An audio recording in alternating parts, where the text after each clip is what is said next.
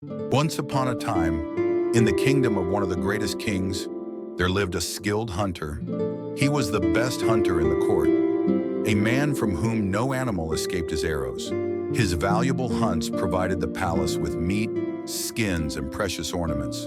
However, the king saw him as one of the small cogs in the palace and did not realize his true position. The hunter also performed his duties in silence, but in his heart, he felt disappointed that no one appreciated his efforts.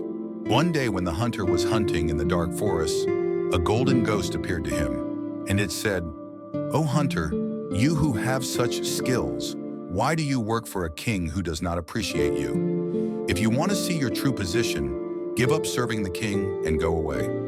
The hunter hesitated at first, but the ghost said, "You are like the sun, whose light everyone enjoys. But no one looks at the sun. Only when it sets do people realize the darkness." The hunter, whose heart was troubled by these words, decided to quietly leave the kingdom. He went to the distant forest and began a new life in deep peace. Several months passed, and the hunter's absence gradually showed its effects. The royal feast became dull, food became scarce, and the markets were empty of precious hunting goods. The people complained of shortages, and the king, who always provided for everything, suddenly faced a serious crisis. The king, deeply worried, asked his ministers, "What has brought about this situation?" The minister replied, "My lord, the court hunter is no longer in this kingdom. He was the one who provided us with prosperity and blessings."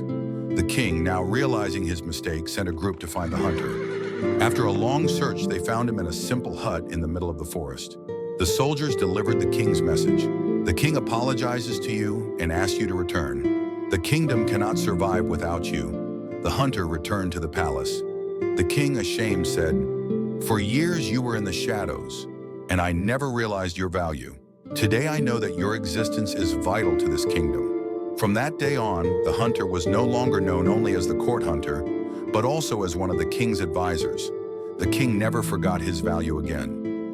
This story teaches us that sometimes being scarce and unavailable reveals our true value. What is always present can be taken for granted. Sometimes, in order to maintain respect and status, it is necessary to be unavailable.